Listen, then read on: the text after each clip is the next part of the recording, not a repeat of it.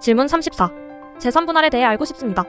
재산 분할은 부부가 결혼 생활 중에 쌓아온 재산을 이혼할 때 분배하는 제도입니다. 재산 분할은 1. 청산적 재산 분할, 2. 부양적 재산 분할, 3. 위자료적 재산 분할의 세 가지로 나눌 수 있습니다. 청산적 재산 분할은 부부가 결혼 생활 중에 공동으로 형성한 재산은 실질적으로 부부의 공유 재산이므로 이혼 시에는 청산을 한다는 것입니다. 당사자가 결혼 전부터 가지고 있던 재산이나 결혼 후 상속 등을 통해 얻은 재산에 대해서는 부부가 협력하여 형성한 재산으로 보기 어려우므로 원칙적으로 분할 대상이 되지 않습니다. 다만 그 유지를 위하여 직접적으로 기여한 것이 있다면 분할 대상이 될 수도 있습니다. 분할 대상인 재산에는 동산, 부동산, 금전, 예금, 채권, 유가증권, 연금 등이 모두 포함됩니다. 부양적 재산 분할은 이혼으로 생활이 어려워진 배우자에 대해 부양의 목적으로 이루어지는 재산 분할입니다. 전업주부 등 이혼으로 경제적으로 약한 입장에 놓인 배우자에게 이혼 후의 생활 능력을 고려하여 이혼 후 경제적으로 자립할 기초가 될 만큼의 재산 분할을 하게 됩니다. 위자료적 재산 분할은 배우자의 유책 행위로 이혼에 이른 경우 정신적 손해를 배상하기 위한 급부로서의 성질을 갖는 재산 분할인데 판례에서 인정은 하고 있으나 실무상으로는 흔하지 않다고 여겨집니다. 위자료와 재산 분할은 별개의 것으로 보기 때문입니다. 질문 35. 재산 분할은 얼마나 받을 수 있나요? 재산 분할 금액은 결혼 기간, 부부의 나이, 부부의 자산 상태 등 다양한 개별적 상황에 따라 결정되므로 일률적으로 말씀드릴 수 없습니다. 10년 정도 같이 살면 무조건 50대 50이다 이런 말도 떠돌고 있지만 사건마다 매우 달라집니다. 질문 36. 결혼 전에 가지고 있던 재산은 재산 분할 대상이 되나요?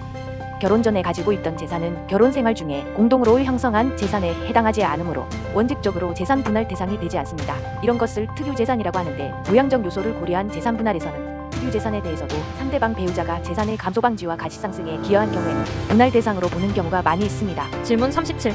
결혼 중에 상속받은 재산은 재산 분할 대상이 되나요? 결혼 중에 상속받은 재산도 결혼 생활 중에 공동으로 형성한 재산에 해당하지 않으므로 원칙적으로 재산 분할 대상이 되지 않습니다. 그러나 예외적으로 그 유지에 기여한 점을 입증하여 분할 대상이 되는 경우는 많습니다. 질문 38. 전업주부도 재산 분할을 받을 수 있나요? 전업주부라도 가사노동을 통해 재산 형성에 기여했다고 볼 수 있으므로 재산 분할을 받을 수 있습니다. 받을 수 있는 재산 분할의 비율은 재산 분할 대상이 되는 재산에 대한 기여, 공헌을 평가한 후 결정됩니다. 이전에는 전업주부의 기여도 비율이 50%를 밑돌았던 경우가 많았지만 현재는 상당한 기간 동안 결혼을 유지한 경우 다른 특별한 사정이 없다면 전업주부의 기여도가 50%로 평가되는 경우가 많습니다. 질문 39. 결혼 중에 맞벌이를 하고 있었습니다. 얼마나 재산 분할을 받을 수 있나요? 맞벌이나 배우자의 사업에 협력하고 있는 경우에는 대개 쌍방에게 50%의 기여도를 인정하며 특별한 사정이 있는 경우에는 기여도를 증감하게 됩니다. 질문 40. 재산 분할로 부동산을 취득했습니다. 어떤 절차를 밟아야 하나요? 단독 명의자였던 배우자로부터 부동산을 분할받는 경우에는 소유권 이전 등기를 해야 합니다. 또한 이 경우에는 부동산 취득세가 부과됩니다만 그 세율은 일반적인 경우보다 낮은 편입니다. 부부 공동 명의였던 경우에는 지분 이전 등기가 필요합니다. 질문 41. 이혼 후에도 재산 분할 청구를 할 수 있나요? 이혼 후에도 청구 가능합니다. 다만 당사자 간의 협의로 결정할 수 없는 경우에는 이혼이 성립한 날로부터 2년 이내에 가정법원에 소송을 해야 합니다. 기한을 넘기면 더 이상 청구할 수 없게 되므로 협의를 하느라 너무 오랜 시간을 허비하시면 안 됩니다. 질문 42. 아직 퇴직 전인 남편의 퇴직금도 재산 분할 대상이 될까요? 재산 분할 대상이 됩니다. 퇴직금은 급여의 일부를 나중에 지급하는 성격으로 보고 있습니다. 그렇다면 남편의 급여에서 저축한 저축금이 부부의 공유 재산으로 재산 분할 대상이 되는 것과 마찬가지로 퇴직금도 재산 분할 대상이 될 수 있습니다. 그러나 재산 분할 대상이 되는 범위는 퇴직금 중에서 실질적인 결혼 기간 동안 형성된 부분에 한정됩니다. 따라서 결혼 관계가 악화되어 이미 수년간 별거 중인 경우에는 원칙적으로 별거 기간 중에 형성된 부분의 퇴직금은 재산 분할 대상이 되지 않는 것입니다. 아직 남편이 퇴직 전이어서 이혼 후에 퇴직하게 된다 하더라도 퇴직금이 급여의 사후 지급적 성격을 가지고 있기 때문에 재산 분할 대상이 되는 것으로 판단되는 경우가 일반적입니다. 이 경우 실제 판결에서는 이혼이 성립할 시점에 퇴직을 한다고 가정하고 그 예상 퇴직금을 산정하여 분할 대상에 포함시키고 있습니다. 질문 43. 부동산의 재산 분할을 할 때 주택담보대출이 남아있는 경우에는 어떻게 해야 할까요?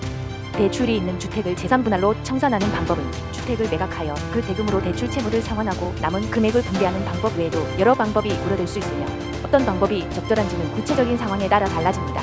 이러한 경우에는 복잡한 판단이 필요하므로 재산 분할에서 불리해지지 않기 위해서는 변호사와 상담하는 것을 권합니다. 질문 44. 결혼 후 구입한 부동산이 남편 명의로 되어 있는 것을 이용해 남편이 마음대로 매각하려고 합니다. 현재 이혼을 고려하고 있는데 매각을 막을 방법이 있을까요?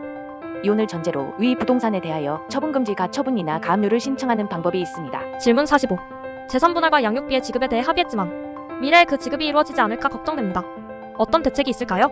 당사자 간의 합의를 강제 집행이 가능한 공정증서로 작성하는 것이 좋습니다. 흔히 공증을 받는다라고 하는데 이러한 공정증서를 작성해두면 나중에 상대방의 재산에 대해 판결을 받지 않아도 강제 집행을 할 수 있습니다. 설령 상대가 공증받는 것에는 동의하지 않는다 하더라도 최소한 합의서는 작성해두는 것이 좋습니다. 합의서는 나중에 이혼 조정이나 소송이 제기되었을 때 재산 분할과 양육비에 대한 합의가 있었다는 증거가 됩니다. 질문 46. 재산 분할 외에 위자료를 청구할 수 있나요? 가능합니다. 위자료는 배우자에게 유책 사유가 있으며 그로 인해 결혼 관계가 파탄되었다는 사실이 인정될 경우에만 청구할 수 있습니다. 따라서 이혼할 경우 반드시 위자료를 청구할 수 있는 것은 아니며 유책 사유의 명확한 증거가 필요하게 됩니다. 또 만일 쌍방에게 유책 사유가 동등한 정도로 있다고 인정되면 이때에도 위자료는 인정되지 않습니다. 질문 47. 부부가 이혼을 협의하고 있는데 남편이 애완견은 절대로 넘기지 않겠다고 말하고 있습니다. 이혼할 경우 반려동물의 소유권은 어떻게 되나요? 또한 반려동물을 데려온 경우 양육비를 받을 수 있나요? 강아지와 같은 반려동물은 법적으로 물건으로 취급됩니다. 따라서 이혼 시에는 집이나 차와 같이 재산적 가치가 있다면 재산으로서 재산 분할 대상이 될 수 있지만 반려동물에 대해서 재산적 가치를 산정하는 일은 별로 없을 것으로 생각됩니다. 그렇다고 현행법상으로는 반려동물을 양육의 대상으로 볼 수도 없습니다. 어쨌든 이혼 시에는 부부가 협의하여 이혼 후 누가 반려동물을 소유하고 양육할지 결정하게 됩니다. 재산 분할 대상이 되더라도 살아있는 반려동물을 반으로 나눌 수는 없으므로 키우기를 희망하는 쪽이 다른 재산을 양도하거나 적절한 금액을 지급함으로써 반려동물의 소유권을 얻는 형태가 일반적입니다. 또한 자녀와 달리 반려동물에 대한 양육비 지급 의무는 없습니다. 원칙적으로 반려동물의 양육에 드는 비용은 키우는 쪽이 전적으로 부담하게 됩니다만 서로 협의하여 비용 부담을 정하는 것은 얼마든지 가능합니다. 결혼 전부터 키우던 반려동물은 분할 대상이 되지 않습니다. 왜냐하면 재산 분할은 결혼 기간 동안 부부가 협력하여 쌓은 재산을 나누는 제도이기 때문입니다. 이때에는 결혼 전에 키우던 쪽에 소유권이 있습니다. 질문 48. 이혼 시 위자료나 재산 분할 등 금전적인 것은 서로 청구하지 않기로 합의했습니다.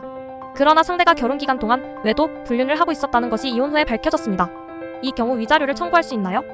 이혼 협의서, 이혼 조정조서나 공정증서 등의 서류를 작성하는 경우 나중에 서로에게 위자료나 재산 분할 등 금전 청구를 하지 않겠다는 문구가 기재되는 경우가 대부분입니다.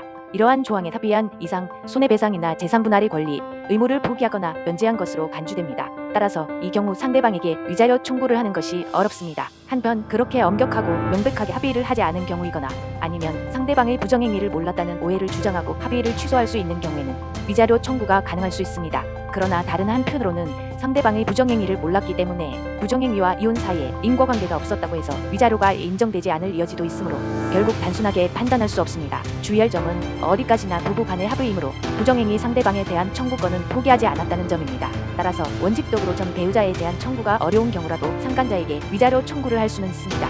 이 청구권은 알게 된 때로부터 3년간의 기한이 있으므로 빠른 시일 내에 청구하는 것이 필요합니다. 질문 49. 분할연금 제도에 관하여 알고 싶습니다. 분할연금이란 결혼 기간 중에 납부한 공적연금, 즉 국민연금, 공무원연금, 군인연금, 산연금 등에 대하여 이혼한 전 배우자에게 그 연금 지급액을 분할하는 제도입니다.